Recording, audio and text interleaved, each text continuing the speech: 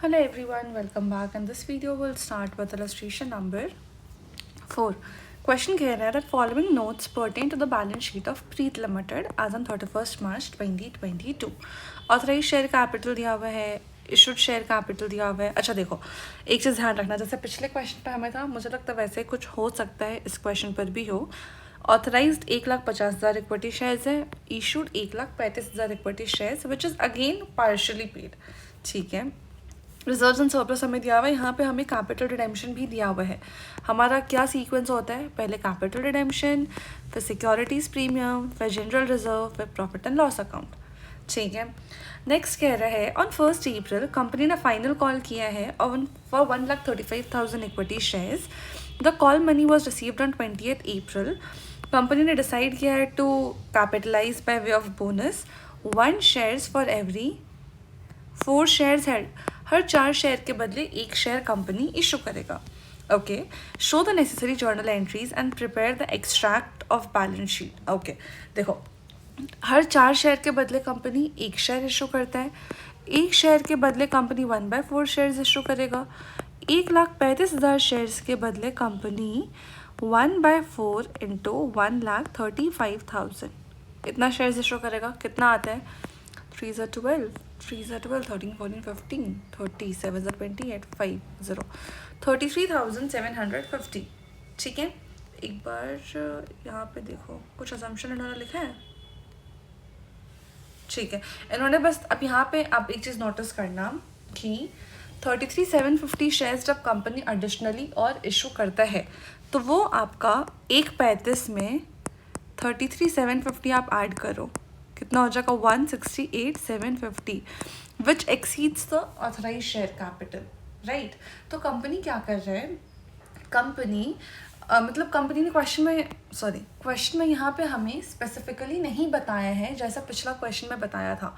क्या चीज़ कि कंपनी ने अलग से रेजोल्यूशन किया and everything for increasing the authorise share capital. Right, but for this question will assume कि रेजोल्यूशन हो गया, तो आप एक नोट दे सकते हो that we are assuming that all the legal compliances for increasing the authorized share capital has been met and on the basis of that we have completed the question. अगर वो compliance meet नहीं होता है तो bonus shares company issue कर ही नहीं सकता. क्यों? बोनस शेयर्स इशू करने का बात नहीं है, शेयर्स ऑथराइज शेयर कैपिटल से ज़्यादा इशू नहीं हो सकते, B it bonus shares, normal issue of shares, what ever it is. ठीक है, तो अब हम लोगों ने अज्यूम कर लिया. ठीक है, अब हम लोग आ जाते हैं यहाँ पर, हम लोग इसको प्रॉपरली लिख के सॉल्व करेंगे. ठीक है, लाइन्स एंड ग्रिड्स, मुझे चाहिए लाइन्स. ओके, या फिर एक काम करती हूँ, मैं बिना लाइन्स के बनाती छोड़ो. This is our illustration 4. Okay, सबसे पहला आपका जर्नल एंट्री होगा ड्यू एंट्री. क्या होगा? Share final call. ये किस चीज़ के लिए एंट्री कर रहे हैं? जो 2 रुपये हम लोगों ने मंगाया है उसके लिए. To share capital account. ठीक है, कितने शेयर्स कितने रुपए होंगे? 1,35,000 इंटू ₹2, 2,70,000 रुपये. किस डेट पे? आपको यहाँ पे डेट दिया हुआ है ना, तो आप यहाँ पे डेट लिख लेना, 1 अप्रैल का बात है, 2,70,000 रुपये. ठीक है, इसके बाद आपको 20th अप्रैल को पैसे मिले हैं. डेट 20th अप्रैल, ये 20th अप्रैल 2022. ठीक है, 20th अप्रैल 2022 को हमें पैसे आ रहे हैं बैंक में. Bank account debit to share final call 270. ठीक है, यहाँ पर कंपनी डिसाइडेड टू. ओके, अब हमें बोनस शेयर्स का एंट्री करना है. करेक्ट, हम लोगों ने बोनस शेयर्स का, एक बार यहाँ पे मैं वर्किंग नोट्स में आपको बताती हूँ. हम लोगों ने बोनस शेयर का कैलकुलेशन किया कि total 33,750 shares in the name of bonus issue होगा.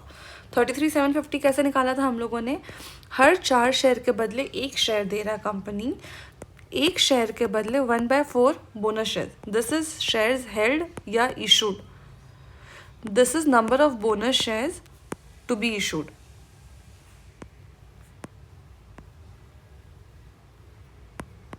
ठीक है, तो टोटल 1,35,000 शेयर्स के बदले कंपनी 1/4 इंटू 135 शेयर्स इशू करेगा, which is nothing, sorry what is this,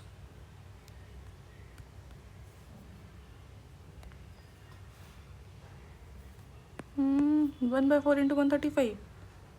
Oh, no. Now, if I ask you to solve this, are you going to solve it properly? Solve. Oh my god. This is something else.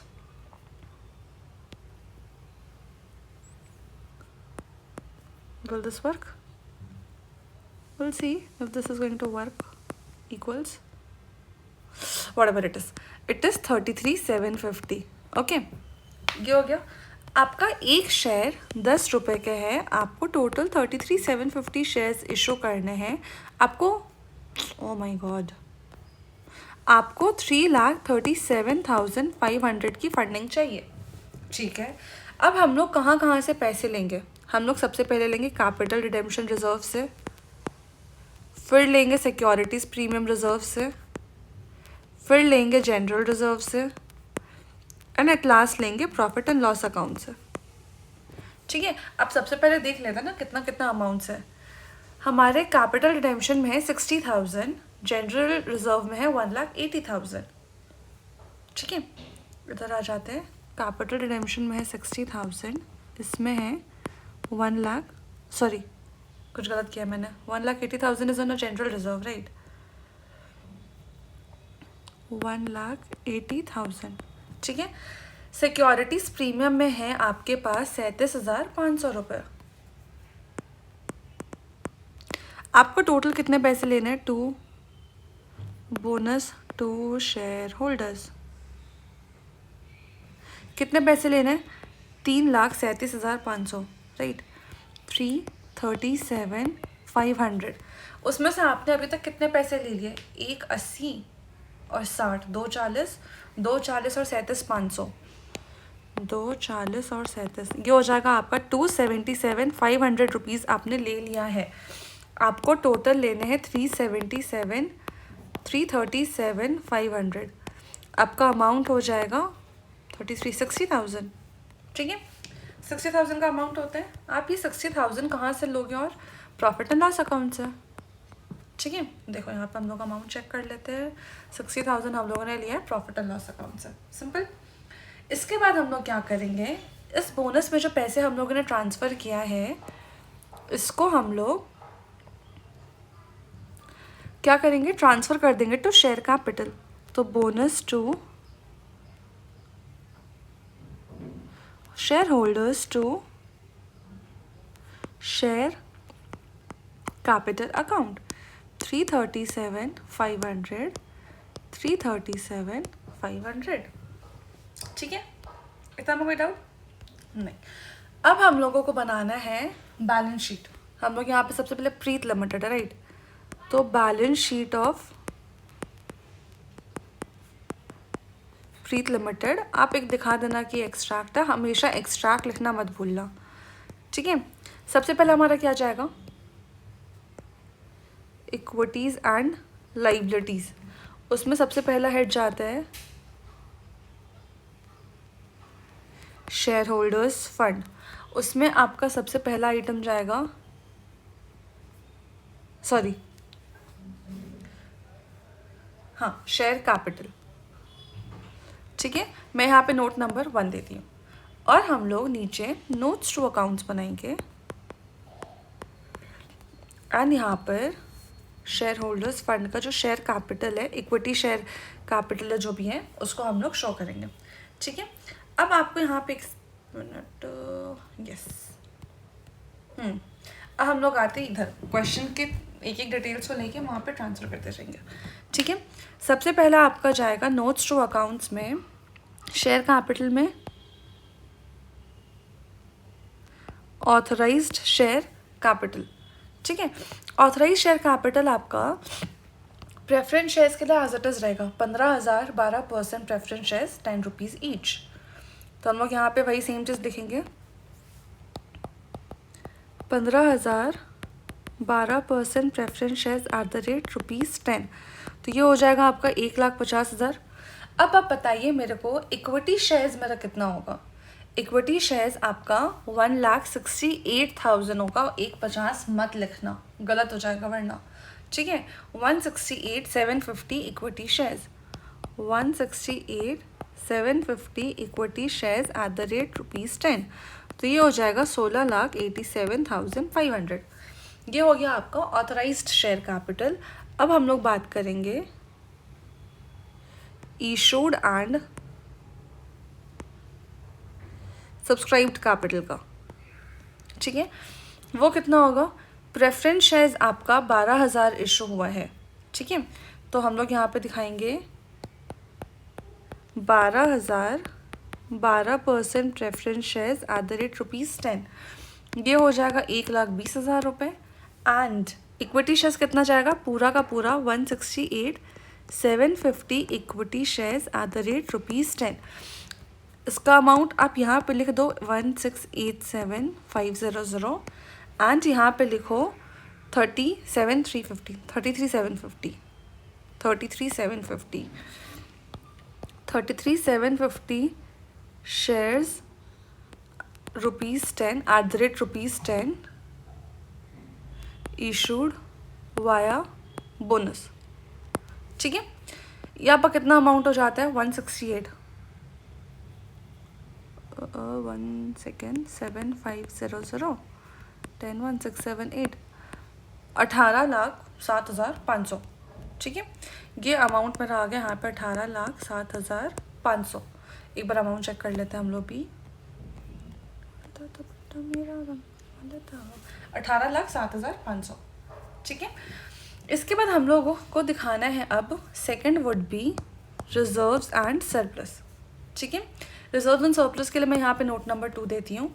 Again मैं note number 2 पे आऊँगी, reserves and surplus, ठीक है। अब आ जाते हैं हम लोग इस पे।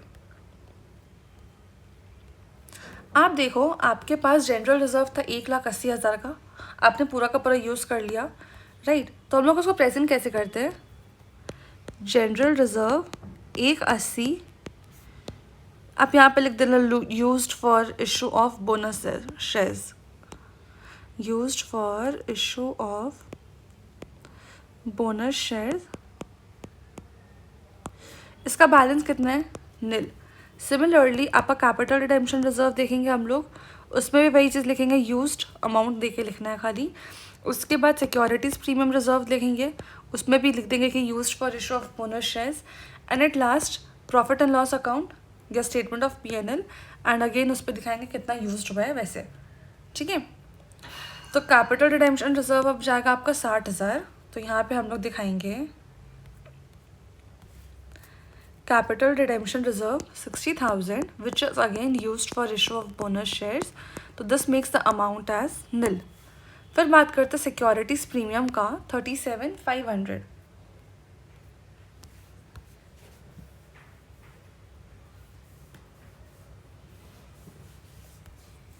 37,500 which is again used for the issue, तो ये भी हो जाएगा नील।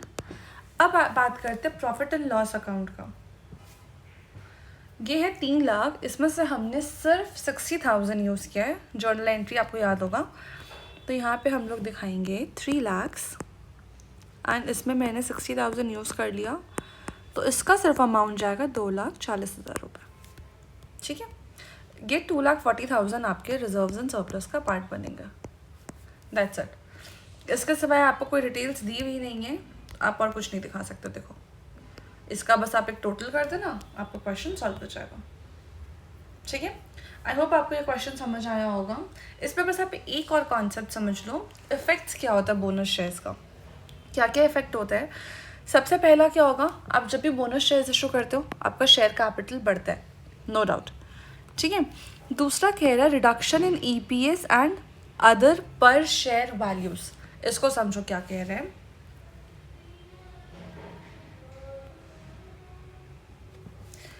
रिडक्शन इन पर शेयर बोलने का मतलब क्या है, सपोज करो पहले कंपनी के पास 1 लाख शेयर्स था, ठीक है। कंपनी ने 1:10 के रेशियो में बोनस शेयर्स इशू किया, मतलब कंपनी ने 10,000 बोनस शेयर्स और इशू किया। ठीक, अगर कंपनी का पहले का प्रॉफिट 2,20,000 रुपये था, ठीक है, तो कंपनी का अगर मैं अर्निंग्स पर शेयर निकालूं तो वो क्या होगा, 2,20,000 divided by 1 lakh, which is 2.2। But after issuing bonus shares मेरा नंबर ऑफ शेयर्स तो इंक्रीज हो गया टू 1,10,000, प्रॉफिट रिमेन्स सेम। अगर मैं फिर से आपका EPS कैलकुलेट करती हूँ तो कितना होगा, total number of shares 1,10,000, this will be 2। पहले आपका अर्निंग्स पर शेयर 2.2 था, अब अर्निंग्स पर शेयर 2 रुपीज़ है। इसका मतलब है पहले आप हर एक शेयर पे 2.2 रुपीज़ कमा रहे थे, अब आप हर शेयर पे 2 रुपये कमा रहे हो। तो ये आपका EPS तो कम हो रहा है ना, अर्निंग्स पर शेयर कम हो रहा है। ठीक है, सिमिलरली आप पर शेयर का कोई भी वैल्यू निकालते हो, मतलब एक शेयर का पहले जो वैल्यू था और एक शेयर का अब जो वैल्यू है, डिविडेंड के टर्म से बात कर लो, अर्निंग्स के टर्म से बात कर लो, कुछ भी बात करो, वो आपका कम ही होगा। उसमें एक एग्जाम्पल है अर्निंग्स पर शेयर का जो हम लोगों ने देखा अभी। ठीक है, इसके बाद कहते हैं favourable act considered by the market. Market इसे एक पॉजिटिव अप्रोच की तरह लेता है। क्यों? आप सोचो, सपोज करो आपने रिलायंस के 100 शेयर्स खरीदे, या मैं सबसे अच्छा एग्जांपल देती हूँ MRF का आज के डेट में शेयर का वैल्यू आपको पता है कितना है? मैंने जब लास्ट देखा था अराउंड 85-90 के आसपास था, आपको मैं देखती हूँ। MRF शेयर प्राइस बढ़ गया होगा, oh my god, 1,25,000 it is as on today, like it's 14th June 2026। And आज के डेट में, since today Sunday, market open नहीं हुआ है, बट अगेन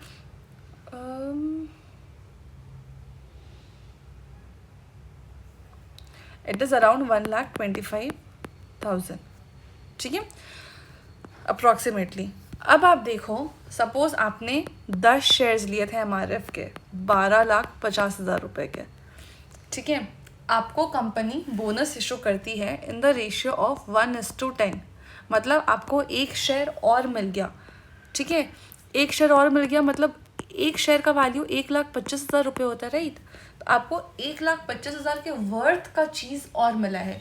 अगर आप इस एक शेयर को मार्केट में जाकर सेल करते हो तो आपको कितने का फ़ायदा होगा? 1,25,000 का। So is this a bad thing और a good thing? Of course good thing ना, फ्री पॉकेट में आपको पैसे मिल रहे हैं, आपको जो बोनस मिला आप उसे बाजार में जाके बेच दो, आपको फ़ायदा ही फ़ायदा है। बिना कॉस्ट के आपको पूरा रिटर्न, जितना सेल किया आपने, ये पूरा का पूरा आपका प्रॉफिट हो जाएगा। तो इसीलिए हम लोग या मार्केट में इसे एक फेवरेबल फैक्टर कंसिडर किया जाता है। ठीक है, FAVOUO का बीच में स्पेलिंग गलत लिखा है मैंने। ठीक है, इसके बाद एडजस्टमेंट इन मार्केट प्राइस। लेकिन अब एक चीज़ और बता दूँ, इससे क्या होता है, मार्केट प्राइस धीरे धीरे एडजस्ट होता है, मतलब रेक्टिफाई होता है, करेक्टिफाई होता है, आप समझ लो। ठीक है, ये आप जब आगे और ज़्यादा मार्केट्स में जाओगे तो आपको और बेटर अंडरस्टैंडिंग मिलेगा इस चीज़ का। फिर क्या कहता है, रिडक्शन इन अक्यूमुलेटेड प्रॉफिट्स। ठीक है, अक्यूमुलेटेड प्रॉफिट्स मतलब जो आपके रिजर्व्स है, जो आपके प्रॉफिट्स है, जो आपका सिक्योरिटीज प्रीमियम है, फ्री रिजर्व्स है, वो सब आपका कम हो जाता है। ऑफ कोर्स, क्योंकि आप वही फंड्स को तो निकाल के बोनस में डाल रहे हो, इसी वजह से। ठीक है, आई होप आपको ये कॉन्सेप्ट भी समझ आया होगा। नेक्स्ट वीडियो में अपन स्टार्ट करेंगे विथ राइट इशू। तब तक चैनल सब्सक्राइब करना, वीडियो लाइक करना, दोस्तों के साथ शेयर करना ना भूलें। मिलते हैं नेक्स्ट वीडियो में, बाय।